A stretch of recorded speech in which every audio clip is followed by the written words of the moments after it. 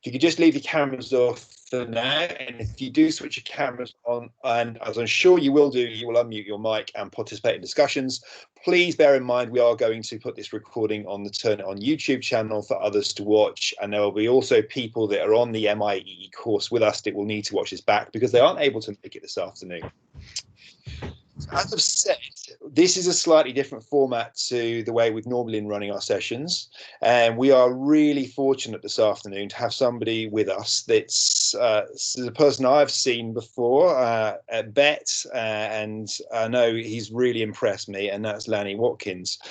Before I hand over to Lanny, I just want to say how much you've actually inspired me. I've heard Lanny speak in several forums about his background in education and the change, the positive change he's brought about making learning inspiring, drawing people in, giving it that awe-inspiring, jaw-dropping element, but also helping to drive a real positive change in ethos within the education establishment. So I'm not going to talk for too much longer today. I am going to hand over to Lanny. So Lanny, I can see you're in here.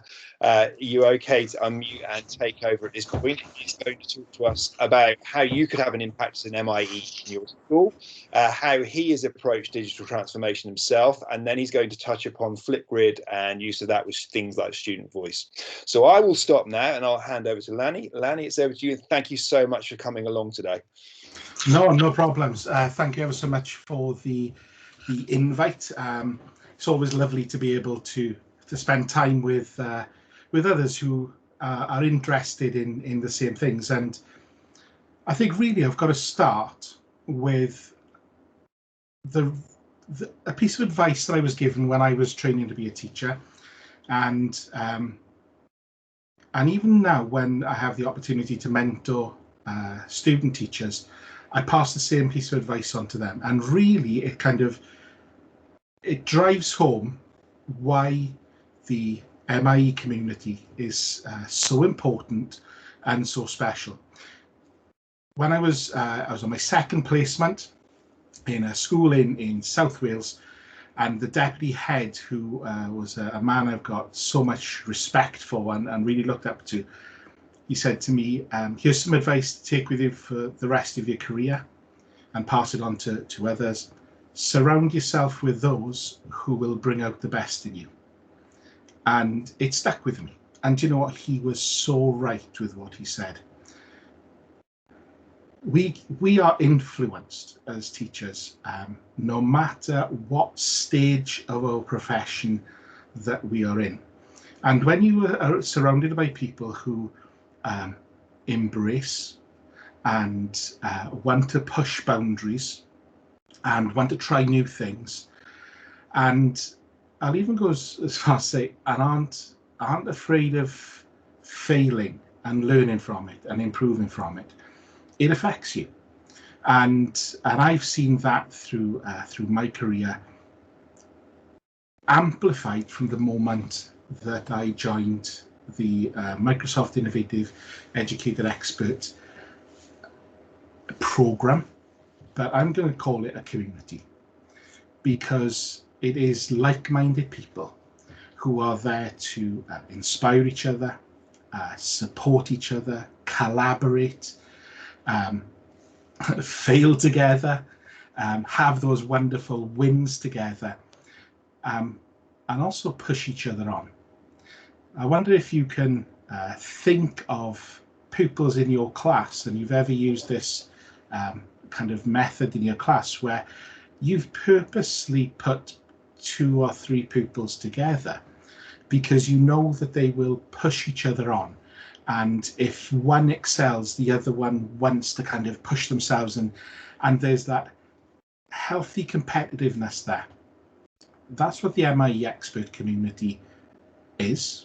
It is there to push you and to help you to be and encourage you and support you to be the best teacher that you can be using technology. It's not to be the best at using technology, but at the end of the day, you're a teacher, and it's to be the best that you can be. And I wonder Martin, would it be possible for me to share my screen? Yeah, absolutely, Lanny. You should have presenter right, so you should be. Yeah. Okay. Fab. So if you give me a second, it looks like I'm looking up at the ceiling. I've got a monitor above me. I've been bitten by the remote teaching bug, which means I'm surrounded by monitors. And I thought I can't think of a better way really to show this, but for you to actually see my journey. I'm an IT teacher and computing teacher, always worked in secondary. I'm based at a school now called Ysgol by Baglan. We're very proud at the moment to be a Microsoft Showcase school. But this journey started for me in a school that actually no longer exists, called Sandfields Comprehensive School.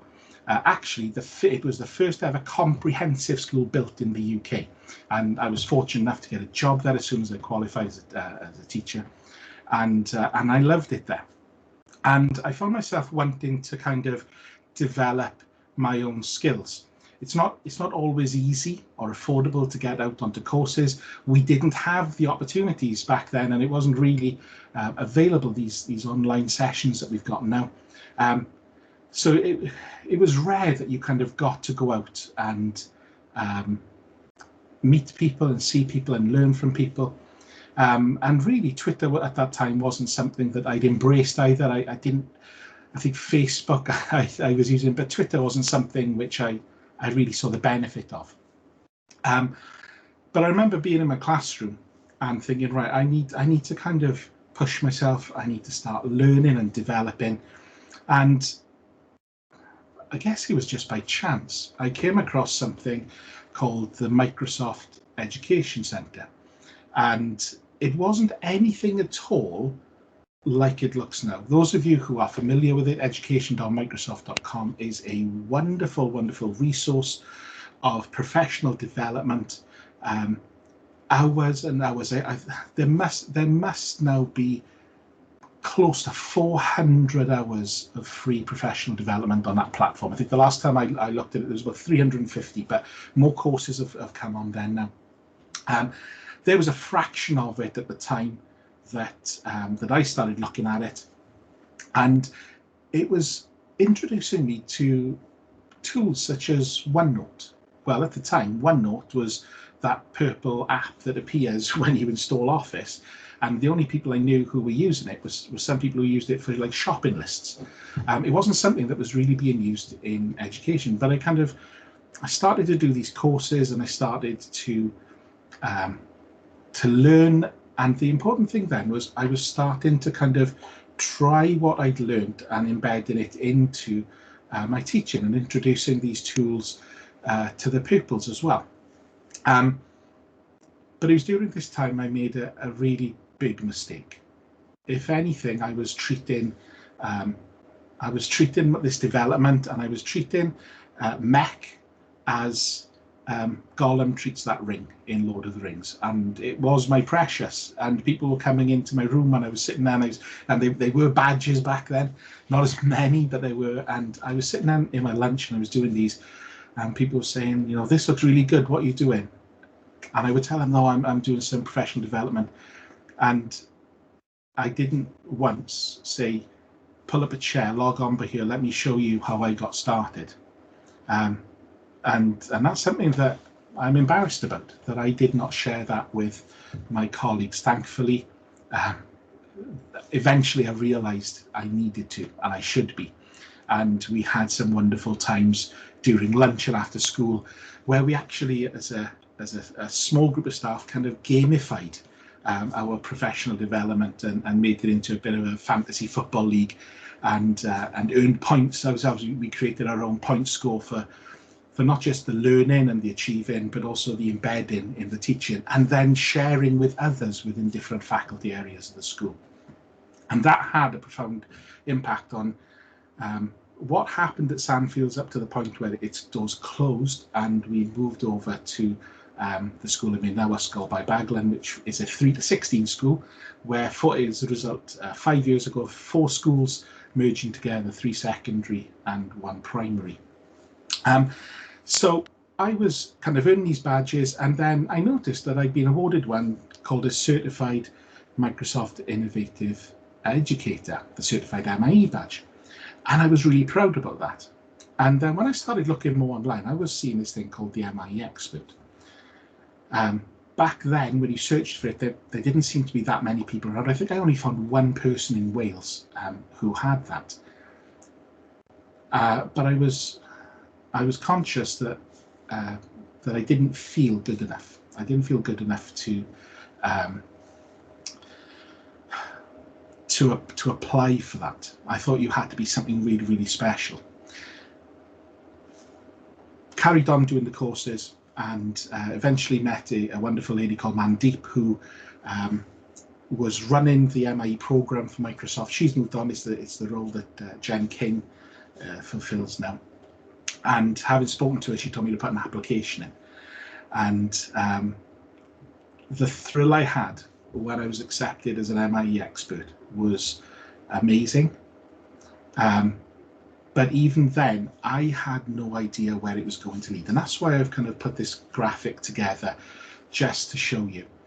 That picture in the background, they're MIE experts from across the world. If there's ever a picture that kind of says community, unity, it's that picture. It was taken in, I think that was in Singapore, I think, 2 or 3 years ago at a Microsoft event called the Education Exchange. This year it's online, and I really want to encourage you to go to aka.ms/E2 and register for free. You don't have to be an MIE expert to join up. And if you are, don't treat this like I treated MEC in the first place. Tell your colleagues at schools, share with colleagues that you're connected with online about this wonderful, wonderful event that will help them. So as part of an MIE, then I discovered the MIE trainer. And it really helped me in the way in which I kind of started thinking about how I was supporting my colleagues, and also recognition for that work. And it was within the first year, I became an MIE trainer. And then from the second year onwards, every year since 2016, I've been a master trainer, which means at least 400, I think I'll do a matter, at least 400 people have been trained to achieve that. And then in 2016, I had an email which blew me away. I'd been selected along with 11 other teachers from the UK to attend Microsoft's Education Exchange in Budapest. It was there that I met some of the most amazing teachers from across the world. I was just in awe of the things that they were doing. It was one of the most humbling experiences ever, but also one which kind of empowers you. And when you go back, you're never the same. You change. When you realize, I'm not an MIE expert, but I'm part of a community. I'm not alone. And I made friends there from across the world who we're in touch literally every week. And they've helped me so much in my development. It was while I was at E2, and while you were there, when it returns back to being kind of an in-person and the opportunity to apply to go to it is there, I met a wonderful teacher called Ero from Greece, and we were in the same group together working on a project. And Ero introduced me to Skype in the classroom. She was one of, I think it was like 20 Skype master teachers at the time, globally. And the time I spent with her, she showed me the educational benefits of using Skype, not just to develop subject knowledge, but more importantly, to help nurture hearts and minds and to develop empathy within children and to develop global citizenship. That led on to me being accepted as into the Skype Master Teacher program, because what Ero inspired me with, because I'd met her at E2, I went back and I kind of embedded it into and started using it in school, and we were running special events, and we had guest speakers invited from across the world, and the impact it had on the children was amazing, and they still talk about it today, the different Skype calls. Even when pupils have left school and they return because they've got a younger sibling now, they'll say, oh, do you remember when we Skyped with this person or we Skyped that place? It stays with them. Skype Master Teacher Program changed in name, and I'm still proud to be what's now called a global learning mentor. Now, it was because of these things, it was because of the way in which I was part of the MIE program, I was master trainer, the way I was involved with Skype in the classroom. A wonderful opportunity that MIE experts have is to actually go to BET and to work alongside the product teams and present and share their story and share with audiences their classroom uses. And it was while I was at BET, I met MIEs from the US who, at this point now, I was on Twitter and I was using it, and if you're not on it or you don't use it as much, it's one of the most valuable tools to a teacher. And I strongly suggest you go on there and you start looking at the hashtags like hashtag MIE expert, hashtag Microsoft EDU, and as I said, Flipgrid for all as well as another one to follow. Build your learning network with your peers. But it was when I was at BET and I was there on the stage, I was with Skype in the classroom and I was presenting with a fellow teacher from the US, that I saw a lady walk past with a rucksack on, with a Flipgrid sticker on it. Now, I'd heard about Flipgrid, but I'd never actually used it. I kind of, well, let's say used it. I tinkered with it, I had a look, I'd signed up, but I hadn't really used it in my classroom. And I sat down with her and I said, right, teach me how to use Flipgrid. And she turned, she said, I'll do that if you teach me how to use Skype in the classroom. And that friendship became a mentorship, and this is all because of the community. So because I was an MIE, and because of the involvement within the community and engaging, that's the big thing, engage with everything that's going on, take those opportunities to grow. I was invited to BET. Because I was at BET, I met someone who introduced me to Flipgrid. I also was then introduced to someone who demoed the Merge Cube to me for the first time, an MIE from the States. And again, I just fell in love with the Merge Cube and I realized the classroom benefits. And when I came home from BET, I was going into the teachers in my school and I was saying, right, I found something out new and I think it would really help you in your subject area. And I was showing them the Merge Cube, or I was showing them Flipgrid. And you can see there that it's all about supporting others. What I learned, not to keep to yourself, but empower others. Introduce them to this new technology.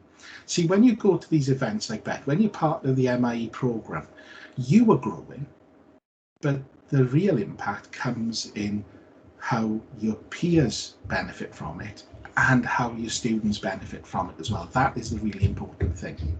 It's always nice to have recognition as well for the work that you're doing, and I'm very proud to have recently been invited to be an ambassador for Merge, as well as I was one of the first teachers in, one of the first 12 teachers, I think it was, globally to be a, what they call a Flipgrid Grid Guide, which is the level 3 certified educator. My work with Skype in the classroom and global learning and using these Microsoft tools to develop that. Very, very unexpected to receive an invitation to be a fellow of the Royal Society of the Arts off the back of my my work with global learning. But then other recognition has come as well, because you've learned about these things from being part of the community. Transition's a big thing in schools. People talk about the big things in life, getting married, buying a house, and other things like that. Well, do you know what? The transition from primary school to secondary is huge. And I think we often underestimate that. So we had an open evening in our school, and the parents were coming round and looking at the different classrooms, and we were talking to the children with them as well. And one of the people said, my parents can come to an evening like this. They can ask all these questions about me starting in this school. but I've got no one to talk to. Who can I talk to with regards to me coming here? I've got worries. So we set up a project using Flipgrid, where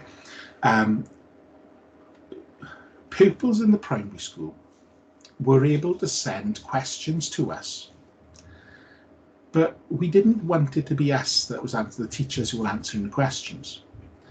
We wanted it to be authentic. We wanted it to be honest. So we had a group of pupils who volunteered, who gave up their lunchtimes, who would come into the classroom, put headphones on. They would listen to these questions that were coming in. Questions such as, what happens if I forget my dinner money? What if I forget my homework? What happens if I get lost? How easy is it to remember all your teachers' names? How do I balance homework with so many different lessons? These were all genuine worries for these children. And these pupils sat there every lunchtime with the headphones on and give advice back to them and answer their questions. And I can tell you that when I watched those back, if those were the answers that would be given to one of my daughters, I would have felt so at ease with my children then going into an unknown school for them. The children were absolutely amazing in the way in which they used this. And as a result of that project that we put together, we were recognised in the EdTech 50 Schools report that was published, I think it was 2 years ago. So where am I now? Where's it led? I'm now proud to be one of the MIE Fellows for Wales, supporting the Microsoft Education ecosystem within Wales, supporting schools and supporting the MIE expert community. And it's a wonderful community, and we have a great time together, growing together, supporting each other, sharing with each other, inspiring each other, and kind of that's where we are now. I mean, I would never have imagined when I started doing those courses on MEC, and when I was first told that I was an MIE expert back 2015, I think it was 2015, that I would be where I am today, and I would have the friends that I have today. And I know that I can say hand on heart, I am surrounded by some of the best people and the best friends and the best support network. And what lies around the corner, I've got no idea. Absolutely no idea. But if it's anything like what the last 6 years have been, I can't wait to see what's around there. Does anyone want to ask any questions? Is that okay at the moment? If anybody wants to ask me any questions, Martin, is that okay? That would be amazing, Lanny. I would really value that. Everybody that's here, now is your opportunity. I know some of you have already let me know that you've got a few questions. I think Tom's certainly got one, but anybody else who wishes to ask anything, please do so. Thank you, Lanny. It's okay.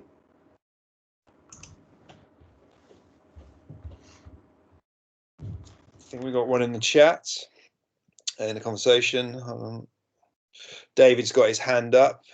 David is from the Misbourne School in Buckinghamshire. David, fire away. Hi, Lanny. Thanks for joining us today. That's okay.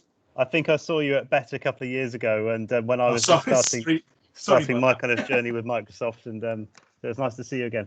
Flipgrid is something that, of all of the applications, I've just not found my way in on it yet. Okay. Secondary, like yourself, I'm involved with student leadership a little bit, so I just wanted a tip for an easy win for me to find my way into using it. Okay. So with Flipgrid, what I'll do is I'll log in in a second, and if it's okay, I'll share my screen again for a second. Now, this is where being creative and being innovative comes into it. Okay, so let me share my screen again. There's lots of screen sharing going on today, isn't it? Okay, so I've got some of my grids here, And in typical Teams fashion, you should be able to see my screen now. So Flipgrid is kind of, it's had some updates over the last few years. So some things have changed.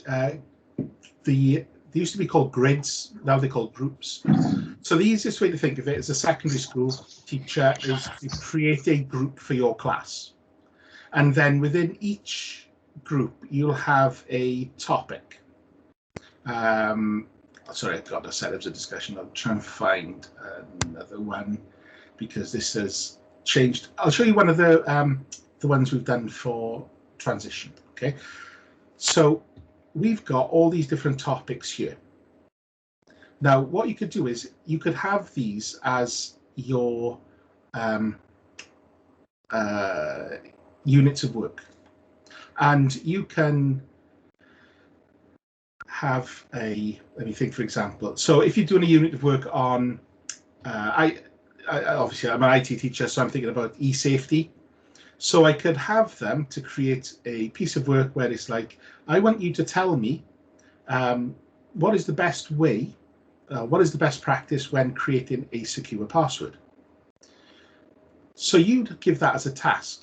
Now, there's an awful lot of pupils who struggle with writing and have that low chronological age with the reading.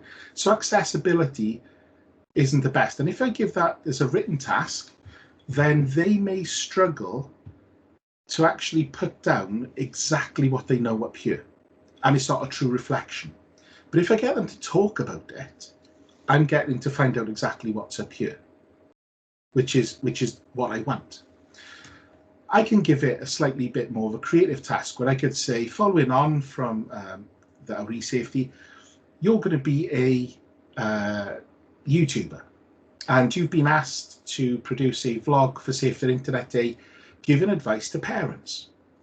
And using the tools that are within Flipgrid, so I'll go to my shorts camera quickly because it's exactly the same. I'm gonna, yeah, it should be all right.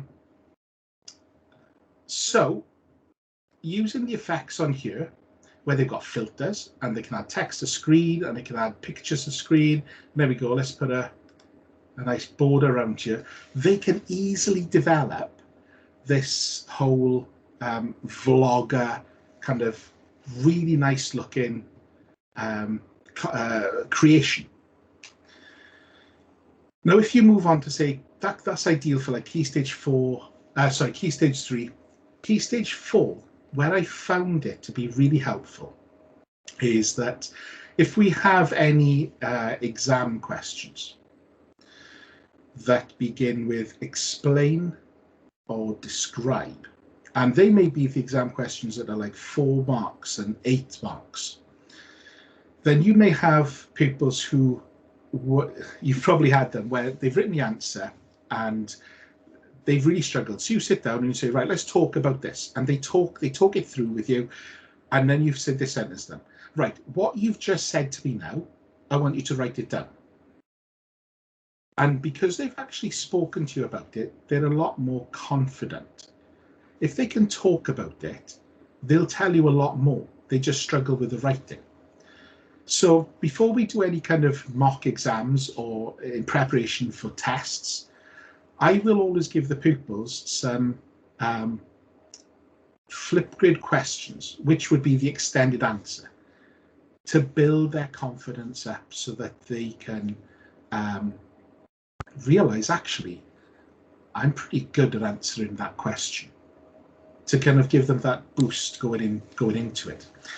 From a pupil leadership and the well-being side of things, you can do your pupil elections through Flipgrid, where you can have them to submit almost like their speech. And that means then you can watch them over and over again and you can compare them. You're not just going on that one instance.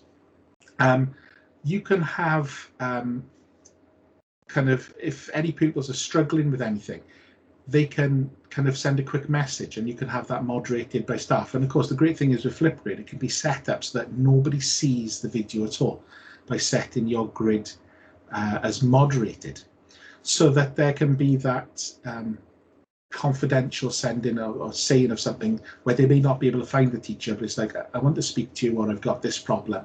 And especially if you're involved in a well-being team, you can, as a teacher, you can go and you can see that pupil as well.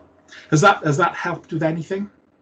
Yeah, no, I've got some good ideas from that. Thanks. I promise to have a go at one of them soon. Thank you. Well, the thing is, the first time you ever use Flipgrid with your kids, okay, when you create a brand new group, it automatically puts a task in there, and I think it's called hello, and then to introduce yourself.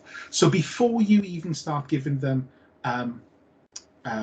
work around your subject area, get them to have a go at producing a short video where they introduce themselves, their name, and four things that pieces of information about themselves, their likes, their dislikes, and get them to play around with the tools in it. It doesn't have to be a long video. I think it can be a minute or a minute and a half. You can reduce it down, but they're talking about a topic that they're specialists in, so they don't have to say I don't know what to talk about, because they're talking about themselves.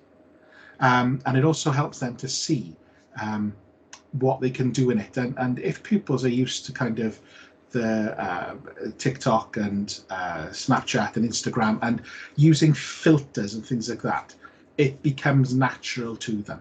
You may have that hurdle to get over, first of all, with shyness, but there's great ways of doing that. So if you've got a pupil who's shy, you can go into our options, and there is mute. Sorry, not mute. What is it? Mic only, so that you just hear their voice. That's the important thing, isn't it? But the other thing is, if they want to be a little bit more creative, they can go into stickers, and let's get that on there. So I've selected that. It hopefully should appear. Oh, is that got? There we go. And I can place it over my face, and I can talk. The only thing they're going to do is make sure they don't move from side to side, otherwise you'll see them. But again, it's a kind of a psychological thing where you're not seeing them, but you're hearing them. I hope that helps. Great, thanks very much. Thank you, Lanny. That's great. Has anybody else got any questions for Lanny, please?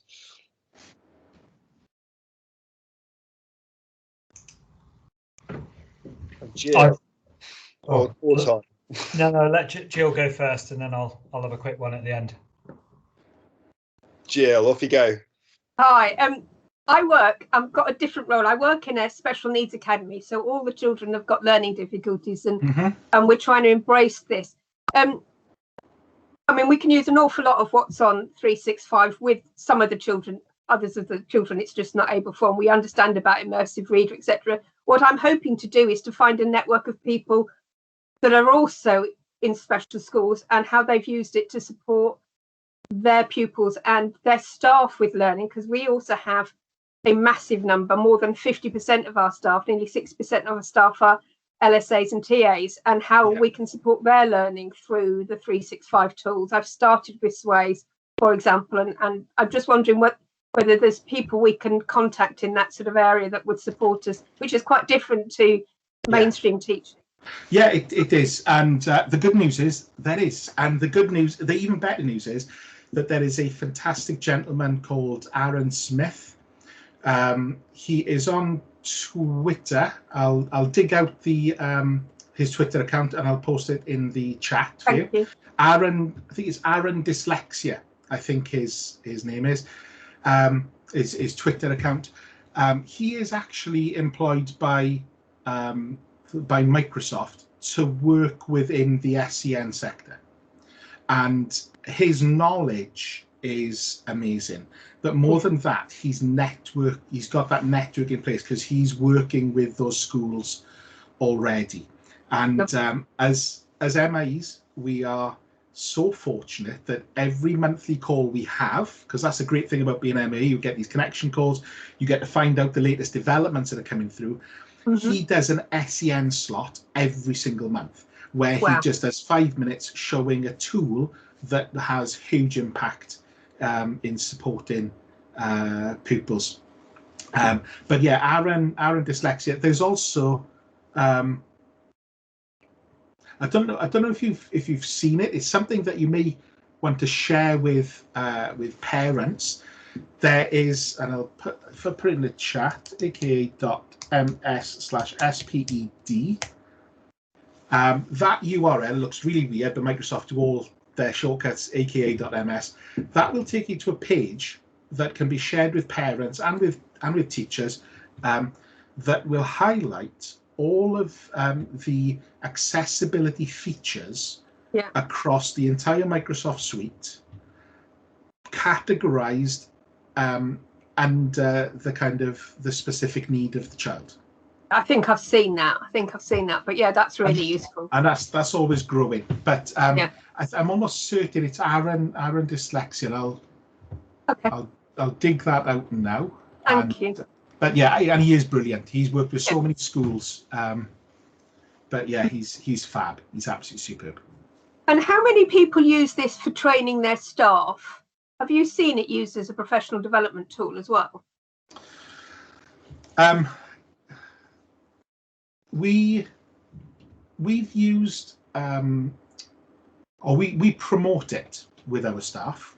So there are a number of courses on MEC that are linked with accessibility. Mm-hmm. That we make all our staff aware that there's a brilliant two-part course that has actually been written made by Dyslexia.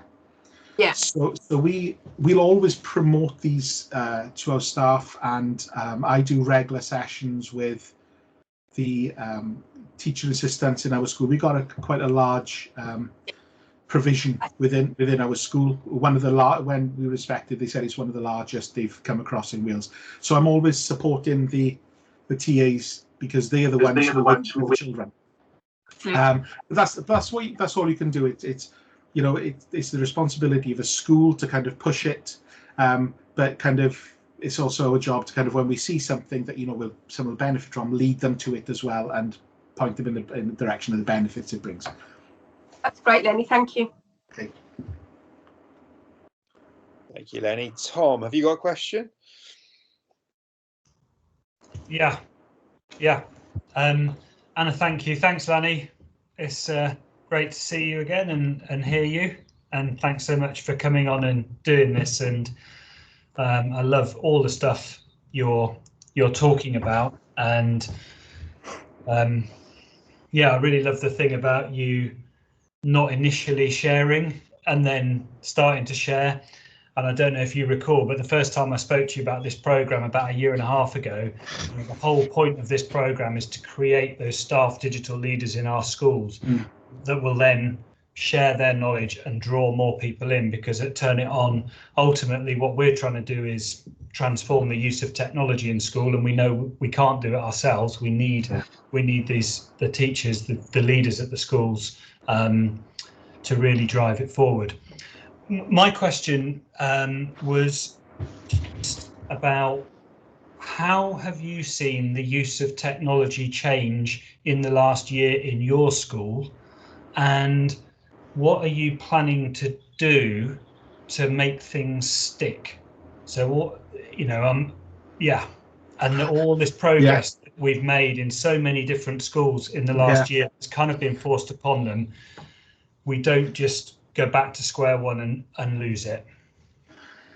I think that's the important thing, and I think I remember come September, that was a worry that a lot of us who were involved in the kind of the use of technology to enhance teaching and learning were worried about. That in those months, the summer months of the last academic year, we made so many strides forward. We really didn't want it to come September to be like we've made kind of 3 steps forward and all of a sudden we're going to start taking 2 steps back. But I think that different schools have had different experiences. I think that we have to acknowledge that different schools had different starting posts with what was in place already. We were very fortunate in our school to be technology rich. because of the investment that was made when we opened. But I think what's really come through, and it's not throwing the technology, it's not just throwing everything at the teachers and say, you've got to use this, you've got to use this, you've got to use this. And I think, having spoken with some friends about it, the US, teachers in the US seem to have, they seem to be like a year or two ahead of where we are in the way in which they embrace different apps and different tools and are using it. And where they've had a drip feed, last March, April, all of a sudden it was like somebody turned on the hose pipe on full blast.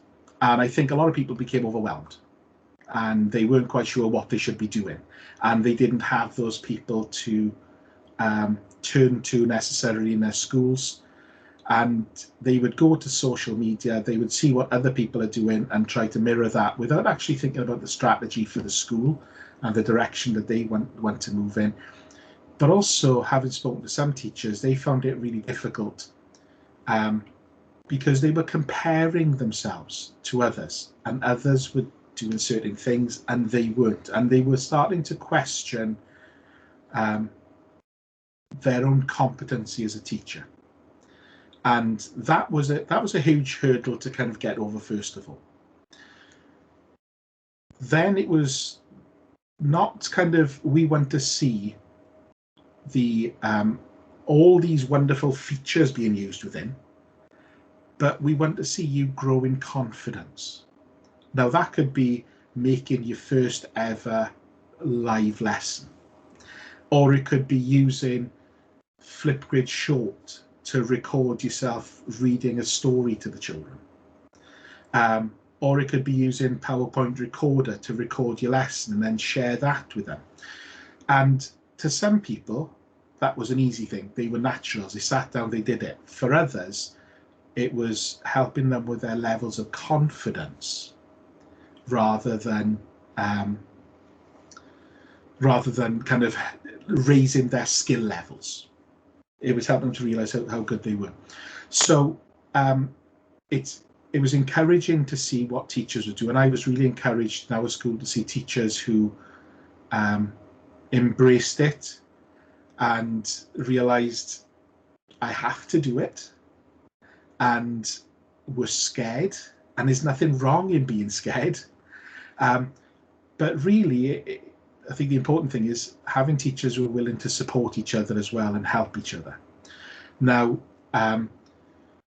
we saw teachers who were doing brilliant things, maybe not innovative, but they were new to them. And we were seeing the kids engaging with them. And we were seeing new ways of working and just sometimes showing little things to them. They get those aha moments and it's like, right, this is going to save me so much time. And the number of times in the last 12 months now is crazy, isn't it? In the last 12 months, the number of times I've heard a teacher say, this is going to be a game changer for me. You know, it may be something that you've been using for the last 6 months, but all of a sudden they've got that time to sit down and look at things. What's our plan now?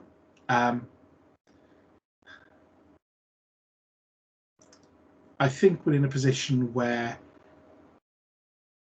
we've got a mixed platform with the kids coming back to school.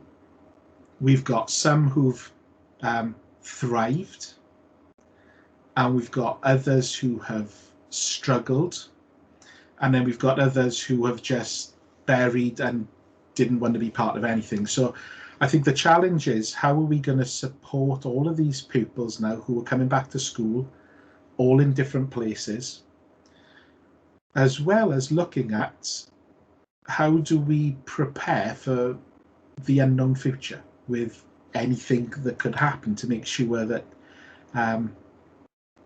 we don't step back. When those kids go, it's a natural thing then to start turning to Teams and using Office 365 and using Flipgrid, and whether they're using a laptop, a PC, their mobile phone. So yeah, we've got the challenge at the moment where looking at, or maybe you could say redefining some of the things that we do being more aware of the devices that the children have got access to, and seeing what works and what doesn't work, so that everyone can excel in using that. I hope that answers the question, but yeah, it does definitely. And I think yeah, everyone started in very different places, and I know that some head teachers will be completely relieved that it's over, but hopefully, you know, our challenge is really to make sure as much as we can that people still really see those time-saving benefits that you talked about, but also the accessibility benefits and the just the pure engagement benefits. And Martin and I met with Microsoft last week, and we were talking about this and basically saying, you know, if you can just continue to set homework or some homework, whether you're a secondary school or a primary school, and use assignments for homework, that in itself should make a number of benefits, even if you're not using it in the classroom. So that's great, Lanny. I'll let someone else ask a question, because I can see another hand up. Thank you, Tom. Nuno, hopefully I've pronounced your name correctly there. Have you got a question for Lanny? Yes, you did. Hello. I'm quite in a unique position as like Jill. I work in a special needs school with severe autistic young people, and I've been IT teacher in here for 6 years, and I've been trying to introduce lots of technology, but I have to always think out of the box, because to try to adapt everything to their needs, because there's not many things out there that I can design for my young people, let's say like this. So that's the reason I got into finally. I'm using lots of tech from Microsoft, for other places.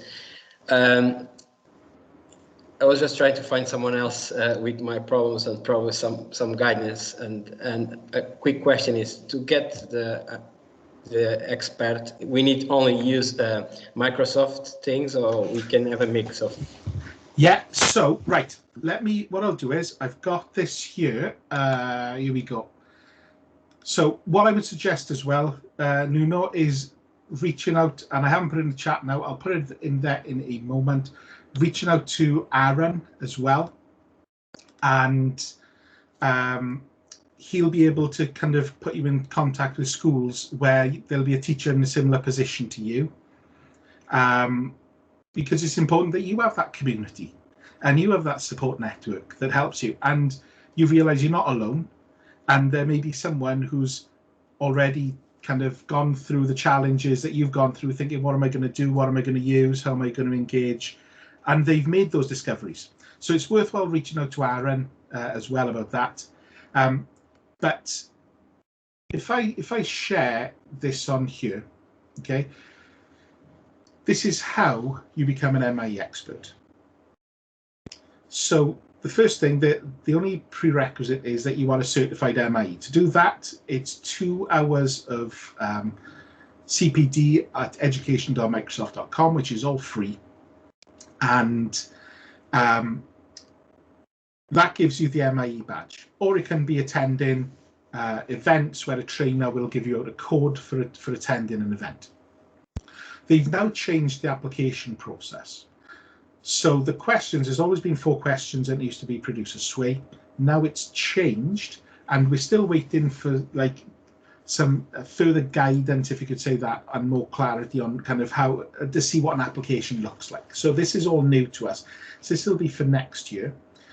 And this is what it says in the application. Describe how you leverage Microsoft tools to increase accessibility for all learners in your classroom. So this is looking at how you use, as it goes through, the Microsoft tools.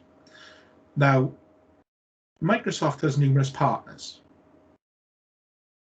companies who are affiliated and work closely, and their tools integrate with Microsoft tools. Now, remember, Flipgrid is owned by Microsoft. Flipgrid is a Microsoft tool. Merge is a Microsoft partner.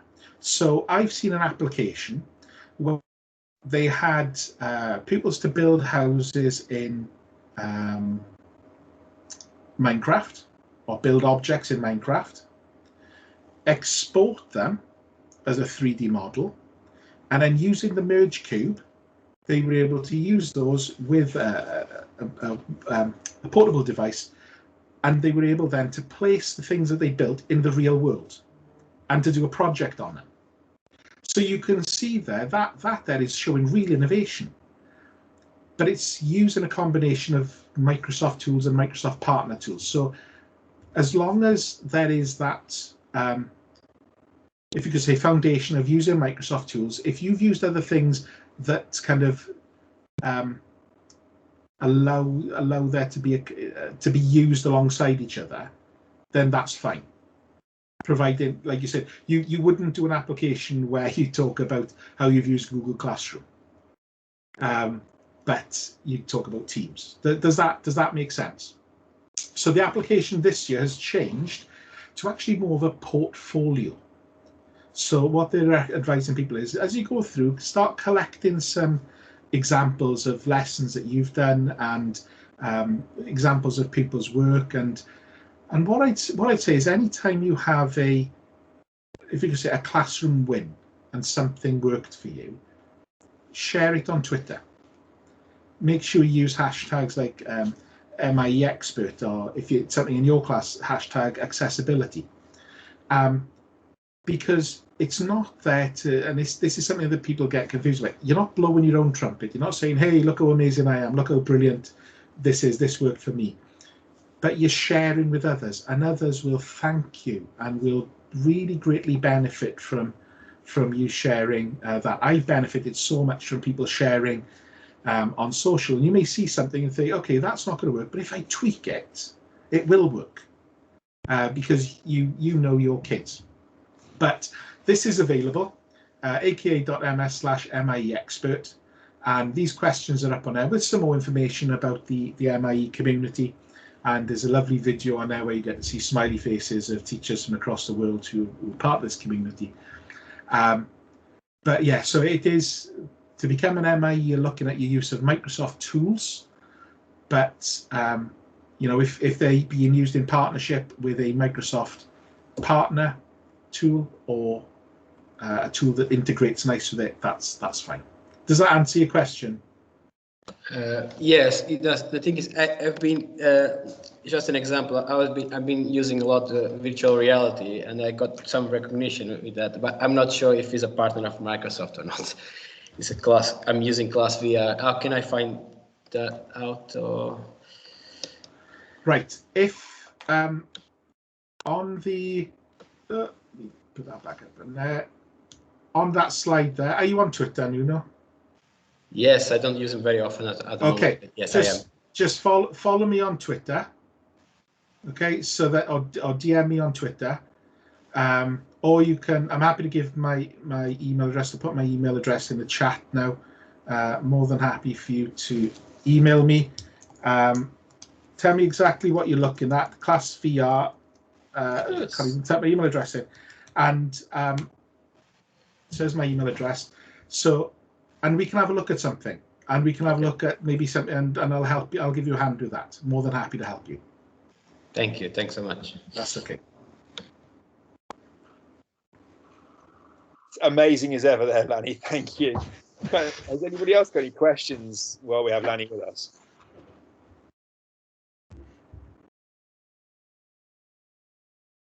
Anything for anyone at all? While you're having a think, I'll just say that I know that for me, the light bulb moment, I know Lanny was talking about it at the beginning, the light bulb moment was when I was using Skype in the classroom, and I think I've told some of you before on other courses that you joined me on, is I managed to get onto a NASA session. We had a NASA astronaut, and my lesson was overrunning. I was a secondary school science teacher at the time. It caused a bit of a kerfuffle in the corridor because all of a sudden students and some teaching colleagues were trying to see what on earth was going on in the room and how we had someone there. And it was that light bulb moment for me where, in a very similar way, I'd been trying to do it alone because I didn't think anybody else was interested. But then not only the students that were in my science set for that particular hour who were able to access somebody who was going to potentially be involved in launching a rocket over in America, But at the same time, that was when I realised, look, there are other people in the school that want to bring across a digital transformation in their own way, in their own classrooms, in their own subjects. It made me then start to talk more widely to staff in school and get noticed by the leadership team in the school as somebody who was potentially going to help support a wider development of the school, but also be a real asset to what the students had on offer to them. So I would echo what Lanny has said, and that is make sure that you share and you build that community, because it was really that was a catalyst for me. What I'd say is you may be the only person in your school who gets it. You may be the only person in your school who sees the value in it. And the advice I give is don't break your back or burn yourself out trying to win over the whole school. Okay, don't say, right, my mission is I'm going to get everyone on board and put something together to get the whole school involved. What I have found to be successful is that find a handful. Okay, depending on the size of your school, if there's there's over 120 teaching staff in my school. So maybe just look at half a dozen or 10 teachers who get it. If you're in a primary school and there's only 6 teachers in the school, it may just be one other person, and work with them. And what you will see is that other colleagues in the school will start to notice something's going on in that classroom, and they will want to talk about it, and they will ask you about it, and they'll want to know more. When we first opened as by Baglan, I started a project called Skype Club. I was passionate about global learning. As Martin has said, these learning experiences that come with things like Skype in the classroom and access to virtual field trips. Skype in the classroom has ceased now, however, it is now part of Flipgrid, and Flipgrid virtual field trips are still going, and in the Discovery Library on Flipgrid, you will find all the partners who are there who will engage with your classes, and they are amazing. There's museums there, scientists there, authors there, brilliant. The zoos are amazing. But rather than say, right, I want to run a training session after school, or I want to run a training session for staff, I started a club. We started opening the doors up. The kids would come in at lunchtime. We'd play mystery Skype against another school in the world, which is just simply a yes/no game to try and work out where in the world the other person is, or the other class is. And then you just let them talk to each other and ask questions to each other about their culture and their school and their likes and their dislikes. Or we'd go on a virtual field trip. And as I'd be running these sessions, I'd go into the staff room and I'd say, come and have a look at this. And they'd come in and they'd see pupils who would normally be disengaged in lessons, fully engaged and talking and taking part and smiling and laughing and actually learning and not realizing that they're learning and developing, as I call them, essential transferable life skills, which they don't realize they're doing that either. And then the conversations happen where they say, can we sit down and can you look at the geography syllabus with me and see where this could be used? What about history? What about maths? What about science? And that's the kind of the trickle effect that has impact. So don't think you've got to do whole school. Handpick a few who get it, work with them, and trust me, you will see it just start to grow and grow and grow off the back of that.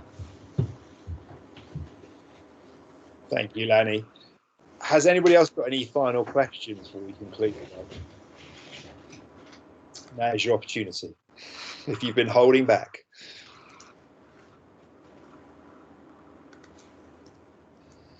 No? Okay. I'll draw things to a close if there aren't any further questions. I wanted to just echo what probably many people are thinking. I always get so much from listening to one of your sessions, Lanny, and I love the fact that every time I leave, I've thought of something new that I can go back and try with the schools that I'm working with. In today has been one of those cases as well.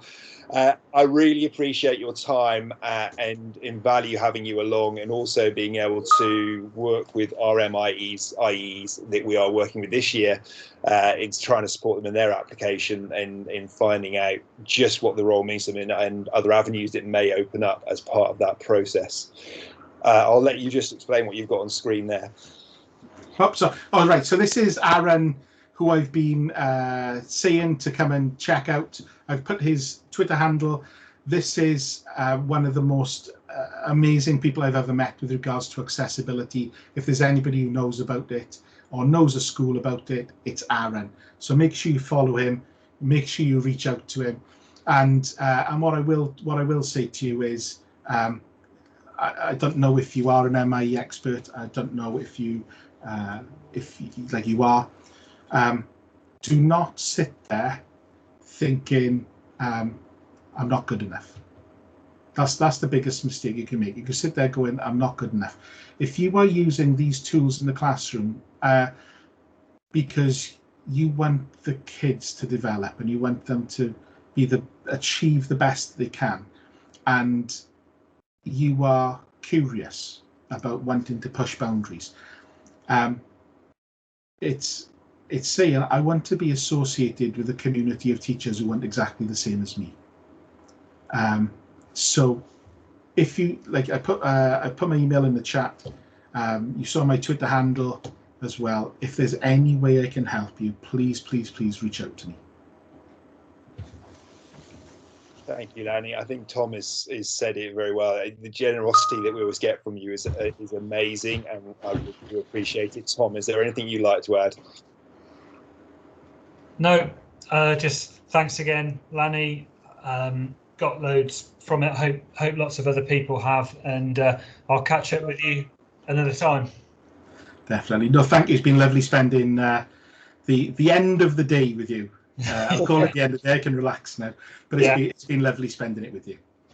Right. Thank you, Lanny, and thank you for everybody for coming along, and people that are here on our MIEE course. I will see you on the next session, and I will remain here just for a little bit in case any of you have any questions in relation to anything else. Thank you, everyone. Thank you very much, Lanny. No problem.